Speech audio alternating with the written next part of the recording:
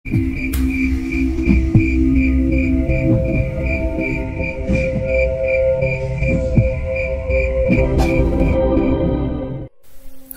bertembokkan kayu megah dengan cat coklat tua semakin terlihat mengkilap dengan sorotan lampu-lampu kuning di sekitaran halaman depan yang menyala terang.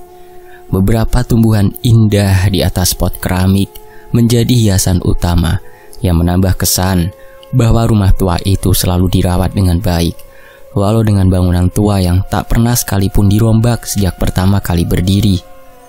Lantunan musik indah yang dihasilkan dari piringan kaset hitam terdengar syahdu malam ini di ruangan tengah rumah.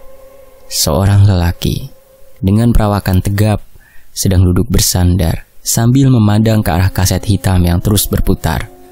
Hanya mengenakan sarung bermotif bunga indah tanpa mengenakan pakaian. "Maaf Pak Soma, sebentar lagi Taya tiba.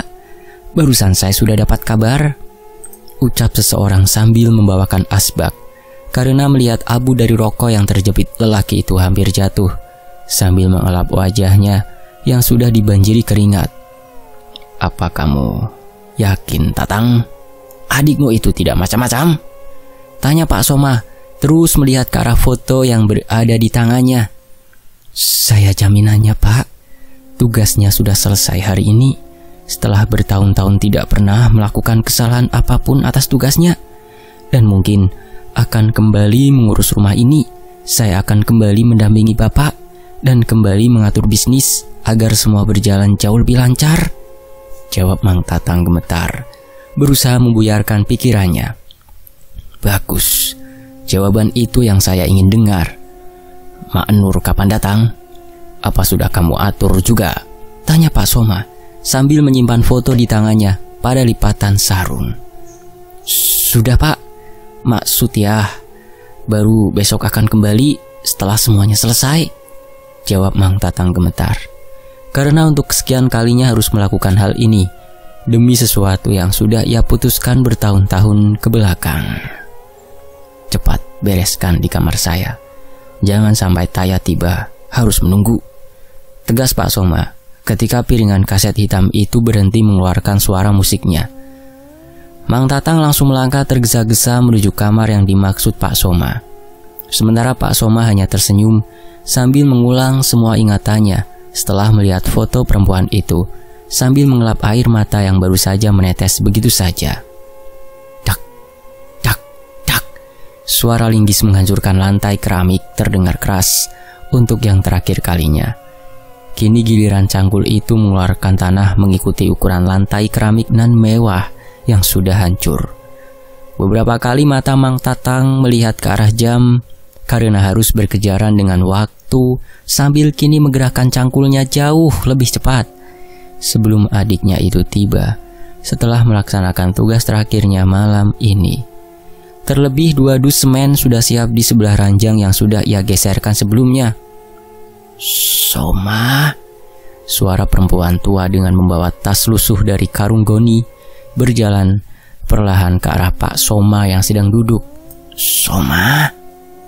Sebelum suara dari piringan hitam itu berhenti, seharusnya Taya sudah datang dan Tatang sudah menyelesaikan tugasnya di kamar emak, jawab Pak Soma sudah mengetahui siapa yang sedang mendekat ke arahnya. "Biadab," tegas Mak Nur. Pak Soma hanya tertawa kencang, lalu membakar rokoknya. "Buat dia cantik," ucap Pak Soma.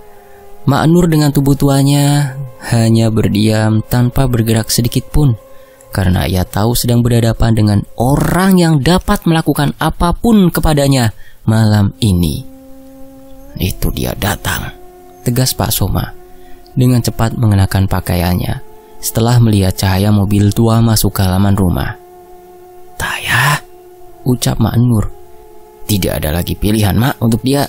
Sudah, cepat bersiap. Saya tidak ingin membuang waktu. Setelah pekerjaan Mak selesai, silahkan pergi dan bawa amplop itu," tegas Pak Soma sambil menunjuk amplop tebal yang sudah tergeletak di atas meja. "Dan ingat satu hal," lanjut Pak Soma menatap tajam ke arah Mak Nur. Kemudian tangannya bergerak ke arah leher Mak Nur yang sudah tua itu, kemudian mencekiknya. Ia menjaga rahasia, kata Mak Nur, memaksakan mulutnya terbuka. Wajah Mak Nur seketika merah, sambil mengambil nafas setelah cekikan tangan Pak Soma dilepaskan, yang hampir membuatnya seketika mati berdiri. Mak Nur hanya menggelengkan kepalanya, sambil melangkahkan kaki tuanya itu menuju sebuah kamar di mana Mang Tatang baru saja keluar sambil meneteskan keringat dan pakaian yang sudah kotor. Silahkan Mak, sudah Tatang siapkan beserta ranjangnya. Di depan juga Taya sudah tiba. Tatang mau membantu dulu, ucap Mang Tatang sambil berjalan. Seharusnya Zulmadi saat itu tidak menerima Soma. Bajingan, bisik hati Mak Nur sambil mengeluarkan bedak putih, lipstik, dan beberapa alat lainnya dari dalam tas, termasuk bunga-bunga yang sudah ia bawa sesuai pesanan Pak Soma. Dari luar rumah, dengan tembok kayu megah itu, kedua bola mata Mang Taya sedang memperhatikan sekitaran rumah. Ketika pintu belakang mobil masih tertutup, wajahnya dengan sejuta kecemasan. Apalagi ia baru saja muntah di dekat ban belakang mobil saking menahan rasa bau busuk sepanjang perjalanan. Taya, tegas Pak Soma. Mang Taya hanya mengangguk. Telapak kakinya sedang membersihkan bekas muntahan yang ia sirami dengan botol berisikan air. Di belakang Pak, maaf membuat Bapak menunggu lama, ucap Mang Taya. Pak Soma hanya tersenyum. Sudah tahu jalanan yang Taya tempuh bukanlah jarak yang pendek dan waktu yang singkat. Kemudian Pak Soma membisikkan sesuatu di dekat telinga Mang Taya. Tugas saya belum selesai malam ini Pak, lanjut Mang Taya. Tapi bisa kamu pastikan? Tanya Pak Soma menatap tajam. Bisa Pak, bisa. Tentu bisa, jawab Mang Taya ketakutan. Mak Nur sudah di dalam. Dia sudah siap bekerja. Galiannya juga sudah siap, saut Mang Tatang tergesa-gesa. Kepala Pak Soma hanya bergerak, memberikan pertanda kepada kakak beradik itu agar segera membuka pintu mobil. Setelah itu pastikan keadaan rumah aman, dan kalian bersihkan semuanya, tegas Pak Soma. Pak Soma kembali membisikkan sesuatu ke arah telinga Mang Taya, yang langsung dijawab oleh anggukan kepalanya. Karena perintah Pak Soma tidak mungkin ia bantah. Cahaya dari rembulan malam yang semakin terang mempertontonkan hal yang sedang dilakukan Pak Soma. Tumbuhan dan kayu-kayu tua itu kembali menjadi saksi untuk sekian kalinya lagi, merekam perlahan apa yang sebenarnya Pak Soma lakukan ketika bibir tuanya itu tersenyum. Apalagi ia ingin melihat sebuah kecantikan dari foto yang baru saja ia keluarkan kembali dalam lipatan sarung celananya. Setelah bertahun-tahun harus melihat kembali sosok wanita itu, walau dalam keadaan lain. 6 tahun kemudian, tapak luka yang tak pernah sembuh, bayangan hitam terus menghantui seorang Iman Supata.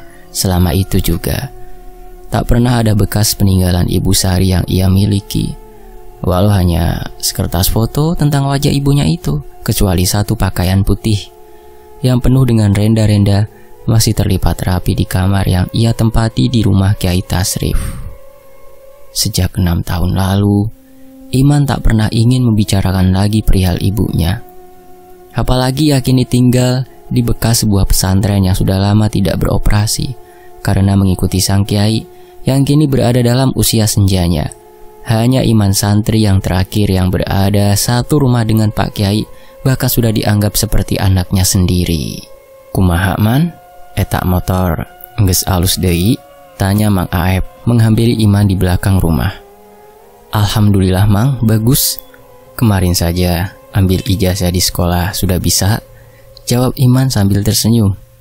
Itu bapak katanya mau bicara penting. Sana, temui dulu di dalam, jawab Mang Aep sambil memanggul karung berisikan beras. Sejak Iman tinggal di rumah Kiai Tasrif, segala perubahan hidupnya berangsur membaik. Ia merasa mempunyai ibu dan bapak yang benar-benar tulus mengurusnya. Dari mulai sekolah sampai ilmu agamanya diperhatikan Umi Yati. Apalagi Iman satu umur dengan anak perempuan Pak Kiai yang bernama Neng Tari. Baru aja Neng mau panggil A Iman, ucap Neng Tari berjalan tergesa-gesa. Bapak sakit lagi, Neng? Biasanya nyuruh buat beli obat, jawab Iman. Bukan, A. Ingat tidak sama tamu beberapa hari belakang yang datang, yang kata Bapak teman lamanya? Jawab Neng Tari, berusaha mengingatkan Iman. Iya ingat, Ki Dudui bukan? Jawab Iman. Nah itu, katanya mau suruh Aiman ke sana. Sana temui saja Bapak di kamar. Neng mau beresin padi yang dijemur. Ini sudah mau sore. Jawab Neng Tari. Bahkan Iman diberikan kebahagiaan lain saat ini ketika merasa mempunyai adik perempuan dan saudara lainnya seperti Mang Aep, orang kepercayaan Kiai Tasrif, dan beberapa orang di kampung Linggah Imah yang sudah mengenal dirinya. Iman semakin penasaran hal apa yang akan dibicarakan Kiai Tasrif, apalagi sudah beberapa hari Kiai Tasrif tidak menjadi imam sholat di masjid utama kampung yang bersebelahan dengan rumah dan pesantren tuanya. Sejak kedatangan tamu bernama Ki Dudui, Kiai Tasrif lebih banyak menghabiskan waktu di musola untuk duduk bersila. Umi, ucap Iman perlahan. Semalam kamu ngigok lagi, Man? Teriak-teriak nama Sari, ibu kamu. Gimana kondisi kamu sekarang? Tanya Umiyati cemas. Umiyati mengetahui dan mengikuti perkembangan Iman. Sejak pertama datang ke rumah ini jauh lebih mengenaskan. Bahkan selalu dijumpai bayangan hitam.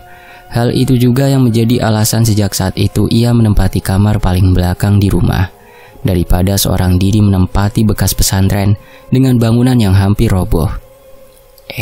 Ditanya malah melamun, ucap Umi Yati. Maaf Umi, jawab Iman. Seketika ia ingat malam itu, kembali mengingat ketika Ibu Sari sedang dalam keadaan terbaring, sedang dipakaikan bedak dan lipstik di bagian wajahnya yang sudah menghitam itu. Membuat ia benar-benar ketakutan, apalagi Ibu Sari selalu memanggil namanya berkali-kali. Sudah sana, temui Bapak di musola, nunggu dari tadi.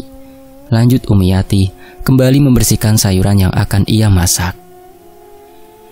Sajadah lusuh itu sedang menerima duduk bersila seorang lelaki tua yang terus bertambah usia. Kondisinya sudah tidak sekuat dahulu dengan tulang-tulang dan keadaan tubuhnya, bahkan beberapa kali mengalami sakit-sakitan. Namun tidak membuat tasbih tua dalam jarinya itu berhenti bergerak dan hatinya terus mengusapkan dzikir. Assalamualaikum, maaf Bapak, ucap Iman perlahan berdiri di dekat pintu musola yang tidak memiliki pintu. Waalaikumsalam. Masuk nak, jawab Kiai Tasrif langsung berbalik badan. Iman langsung duduk bersila di hadapan Kiai Tasrif. Ia belum tahu apa yang akan dibicarakannya sore ini. Apalagi baru beberapa minggu Iman sudah selesai dari sekolah menengah atas, bahkan mendapatkan kembali nilai terbaik. Sudah lama ya Mang Taya tidak datang ke rumah ini lagi, ucap Kiai Tasrif tiba-tiba. Benar Pak, terakhir 1 bulan lalu sebelum Iman lulus sekolah, jawab Iman perlahan. Nah, kamu sekarang sudah tumbuh dewasa. Badanmu sudah berisi, gagah, dan berseka sekali. Apa tidak ada niatan untuk mengemban ilmu lagi? Pergi dari kampung Linggah Imah. Semoga bekal agama kamu selama tinggal di rumah ini cukup, ucap Kiai Tasrif. Iman tidak pernah berani menjawab ucapan Kiai Tasrif jika itu bukan pertanyaan untuknya, karena ia selalu ingat ilmu-ilmu yang diajarkan sang Kiai. Bapak sudah semakin tua, Neng Tari sudah semakin beranjak dewasa juga. Bapak takut akan hal-hal yang tidak kita inginkan. Bukan Bapak tidak percaya sama kamu, tapi kamu berhak menentukan jalan hidupmu sendiri nak, lanjut Kiai Tasrif. Kiai Tasrif hanya memandang penuh belas kasih ke arah Iman, sambil terus menggerakkan jari pada tasbih yang jarang lepas dari genggaman tangannya. Nanti saja kamu pikirkan nak.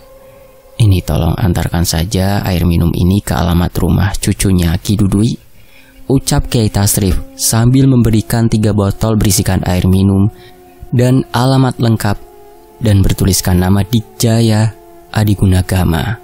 Malam ini juga kamu antarkan, kasihan mereka, lanjut Kiai Tasrif tanpa menjelaskan apapun.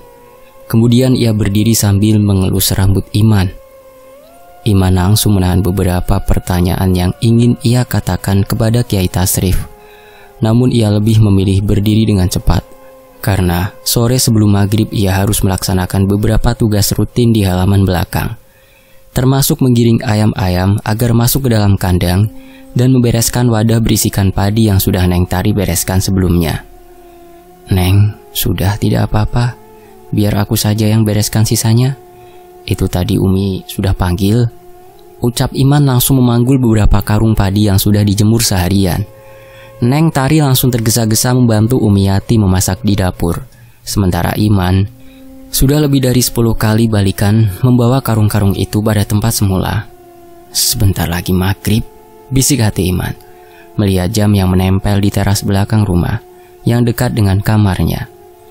Iman langsung mengambil bambu tipis yang biasa digunakan untuk menggiring ayam-ayam yang jumlahnya tidak sedikit, agar segera masuk ke dalam kandang.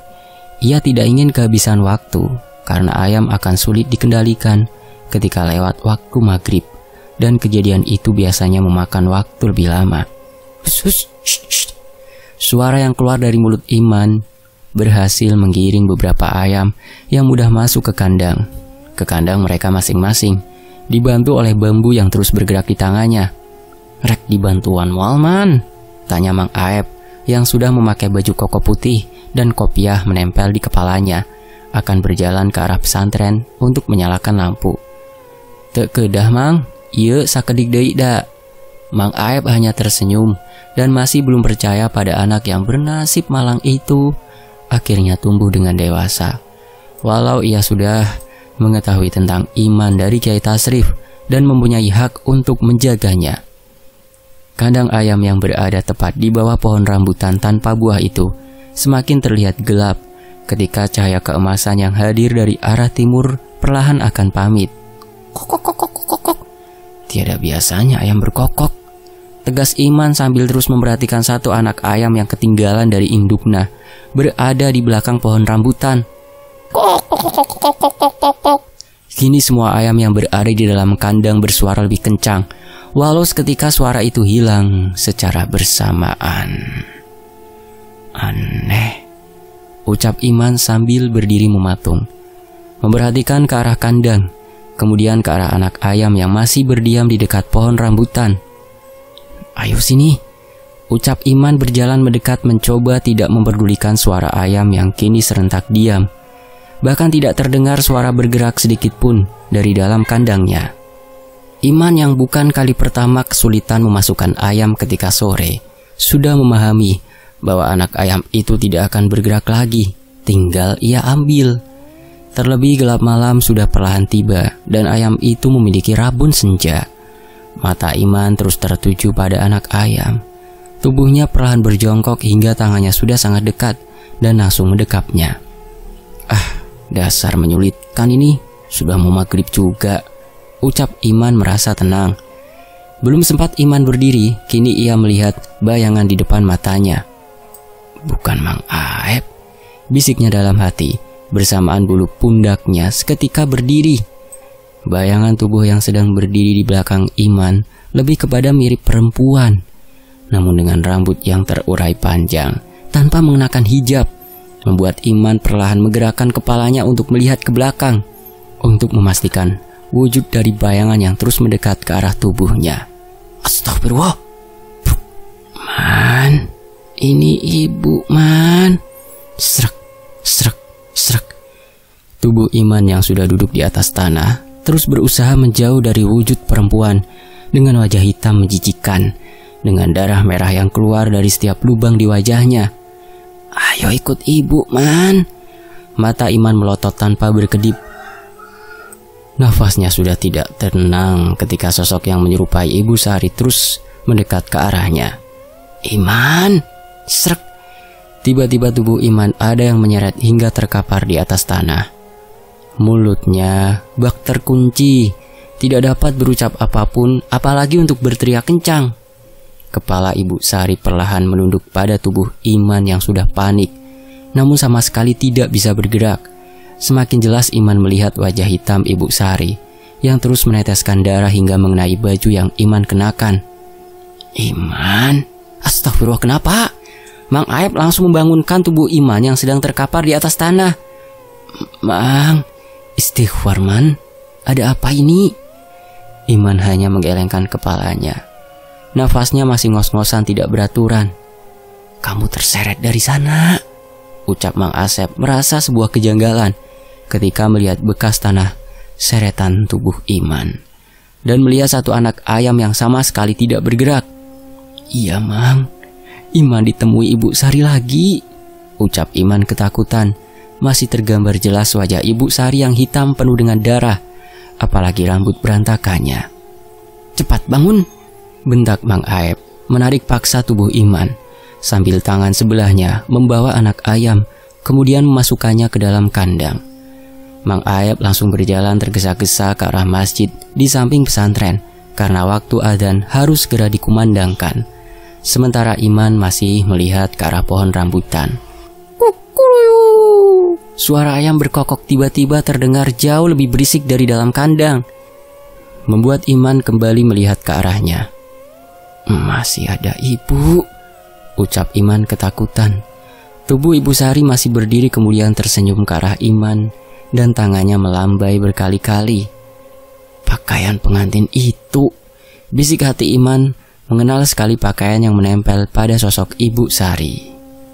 Di sisi lain, beberapa jamaah masjid satu persatu bersalaman dengan Kiai Tasrif setelah mengumumkan bahwa ada pengajian malam ini di salah satu kampung yang tidak terlalu jauh dari kampung Linggah Imah. Kiai Tasrif mengajak untuk warga untuk datang. Begitu juga dengan Iman yang hanya menganggukkan kepalanya. Kemarin subuh, kamu telat sholatnya nak. Sekarang juga maghriban kamu telat. Ada kejadian lagi yang kamu lihat? Tanya Kiai Tasrif. Mang Aep yang menganggukkan kepalanya ketika duduk bersebelahan dengan Iman. Antarkan saja pesanan bapak ya ke rumah itu. Setelah itu pulang. Mang Aep berjaga di rumah juga.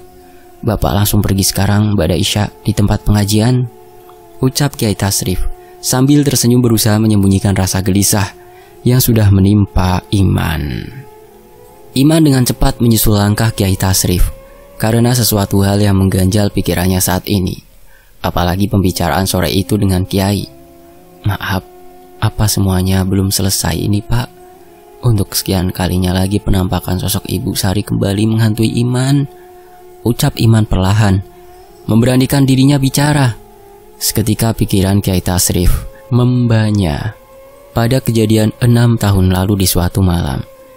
Ia hanya menatap Iman, mempertimbangkan segala hal yang akan ia ucapkan. Zikir yang Bapak berikan, lantunkan kembali. Jika sudah waktunya semua akan datang dan kamu ketahui semuanya Man. Baginya semuanya mungkin. Hati-hati di perjalanan. Salamkan ucapan salam dari Bapak pada Ki Dudu ya. Bilang juga Bapak menunggu di rumah, ucap Kiai Tasrif kemudian pergi. Karena suara motor yang akan mengantarkannya sudah berbunyi. Baik Pak, Iman paham, jawab Iman. Kendaraan roda 2 tua sudah menyala dengan cahaya kuning yang tidak terlalu terang. Satu plastik tebal berisikan 3 botol sudah menggantung. Tidak akan jatuh, ucap Iman sambil membaca alamat yang tertulis dalam secari kertas. Hati-hati ya Man, alamat itu cukup jauh. Ini Umi titip uang untuk beli bensin, kata Mang Aep. Iya Mang, mungkin Iman pulang larut malam. Ini baru pertama juga, takutnya lama mencari alamat, jawab Iman. Tidak apa-apa, di rumah ada Amang ini. Yang penting pesan Kiai kamu ingat saja ya, ucap Mang Aep. Bukan berjalan masuk kembali ke arah dapur, malah ke arah kandang ayam. Apa Amang Aep tahu sesuatu tentang Ibu Sari juga? Sudah bertahun-tahun Mang Aep tidak pernah bicara tentang ibu, padahal dia orang paling dekat dengan Kiai Tasrif, bisik hati Iman. Lampu senter di tangan Mang Aep menyala, langsung mengarah ke arah kandang, sambil beberapa kali membenarkan kopiah hitam yang selalu menempel di kepalanya. Ia hanya mengangguk berkali-kali, seperti tidak mendapatkan apa yang ia cari malam ini. Iya Mang, di dekat pohon itu Iman melihat ibu, bisik hati Iman ketika Mang Aep terus mendekat ke arah pohon rambutan. Sementara itu, laju kendaraan roda 2 tua itu bergerak perlahan. Lampu yang tidak terlalu terang ikut bergetar manakala menginjak jalanan yang tidak mulus untuk keluar dari kampung Linggah Imah malam ini. Beberapa hutan atau leuweung sudah Iman lalui sambil pikirannya menyusun kembali manakala hidupnya selalu dihantui ibunya sendiri. Apa karena kematian ibu? Ucapnya berhenti. Ketika 6 tahun ke belakang, tidak jarang kabar miring selalu ia dengar dari kampungnya berasal. Walaupun selama itu juga, ia tak pernah lagi datang ke rumah gubuk dan kuburan Ibu Sari atas saran Pak Kiai karena tidak ingin membuat luka dan kenangan buruk itu semakin menjadi. "Bapak," bisiknya dalam hati ketika sosok Ibu Sari menampakkan wujudnya dalam mimpi atau seperti kejadian di kandang ayam, langsung menumbuhkan rasa penasaran Iman pada keberadaan sang bapak. Roda kendaraan Iman seketika menginjak jalan berlubang, membuat lamunannya itu seketika buyar. "Hampir," tegas Iman. Beruntungnya dapat mengendalikan laju kendaraannya. Perjalanan Iman sudah hampir memakan waktu 1 jam. Satu tempat pengisian bahan bakar kendaraan sudah ia singgahi sambil menanyakan alamat yang ia tuju. "Wah, masih jauh Kang, kesana lagi. Paling 1 jam akan sampai ke alamat, tapi jalanan utamanya ramai kok." "Baik Pak, terima kasih," jawab Iman sambil mengeluarkan handphone zaman dulunya dan mengetik dengan perlahan. "Mang, ini sudah setengah perjalanan. 1 jam lagi Iman akan sampai ke alamat. Maaf, bilang sama Umi, jangan cemas. Iman baik-baik saja dan akan pulang mungkin larut malam." Pesan kepada Mang Asep segera Iman kirim untuk membuat keluarganya itu merasa tenang. Di sisi lain, sudah beberapa kali Iman berhenti untuk memastikan tujuannya tersebut tidak salah jalan. Beberapa warung juga sudah menjadi tujuan Iman menanyakan alamat, dan beruntungnya jalur yang Iman lalui tidak salah sama sekali. "Di depan," ucap Iman merasa lega. Satu kendaraan bermotor menyalip Iman yang dikendarai lelaki tua. Namun anehnya, pandangan lelaki tua itu menatap heran pada motor Iman. Kemudian lelaki tua itu tersenyum manis. "Aneh, apa ada yang salah?" Bisik hati Iman membalas senyum lelaki barusan. Walaupun dengan seketika motor yang Iman kendarai terasa jauh lebih berat, tidak seperti sebelumnya. Beberapa menit kemudian, Iman sudah sampai di sebuah rumah dengan pagar yang tinggi menjulang. Rumah yang jauh keadaannya seperti yang ia tinggali di kampung Linggah Imah. Ucap seorang lelaki tua, merasa kaget melihat ke arah Iman. "Bapak barusan," ucap Iman sama kagetnya. "Cari siapa Kang?" tanya lelaki tua itu sambil membuka gerbang. "Assalamualaikum," ucap Iman sambil turun dari kendaraan bermotor. Tulang punggungnya itu hampir remuk setelah perjalanan malam yang panjang. "Saya Tahrim, Akang cari siapa?" ucap Mang Tahrim sambil menerima cium tangan Iman. "Maaf, ini betul rumahnya Pak Dikjaya Adi Gunagama," jawab Iman sambil memberikan secari kertas. "Benar-benar, tapi tunggu," ucap Mang Tahrim masih kebingungan. Iman langsung diam seketika. "Perempuan cantik barusan yang Akang bonceng kemana ya?" lanjut Mang Tahrim. "Perempuan?" ucap Iman. "Iya, perempuan yang barusan Akang bonceng," tegas Mang Tahrim memperjelas. "Saya datang sendirian Pak," jawab Iman. Walaupun kini ia sadar lelaki yang tersenyum barusan menyalip laju kendaraannya itu adalah orang yang kini berdiri kebingungan di hadapannya. Aneh, padahal cantik perempuan itu, tegas Mang Tahrim. Dari kejauhan, seorang lelaki jauh lebih tua dari Mang Tahrim berjalan tergesa-gesa ke arah gerbang sambil melemparkan senyum bak pertanda tamu yang dinantikannya itu tengah tiba. "Iman Supata dari kampung Linggah Imah, Kiai Tasrif Linggah Imah." "Betul, ini Ki Dudui," tanya Iman merasa lega ketika lelaki tua itu menyebut nama Kiai dengan lengkap. "Ayo masuk, kasihan sudah perjalanan jauh," ucap Ki Dudui dengan kulit dahinya mengkerut ketika menelisik lebih dalam pada tubuh Iman. "Ini Ki, Iman hanya disuruh untuk mengantarkan ini untuk Pak Dikjaya Adigunagama saja, dan ada salam dari Kiai Tasrif untuk Ki Dudui. Beliau menunggu kedatangan Aki di rumah, ucap Iman sambil dengan cepat mengambil wadah berisikan 3 botol. Waalaikumsalam. Mungkin nanti cucu saya yang akan datang lebih dahulu sebagai ucapan terima kasih. Bilang kepada Kiai Tasrif, terima kasih banyak atas segalanya. Semoga beliau berangsur sehat. Jadi Iman mau langsung pulang saja, ucap Ki Dudui sambil mengelus kepala Iman. Walaupun anehnya Iman merasakan sekujur tubuhnya berubah menjadi dingin. Kemudian beberapa lembar uang dimasukkan Ki Dudui ke dalam saku celana Iman. Tangan Iman langsung ditahan oleh Ki Dudui saat akan mengeluarkan selembaran uang dalam sakunya. Namun pandangan Iman seketika kaget.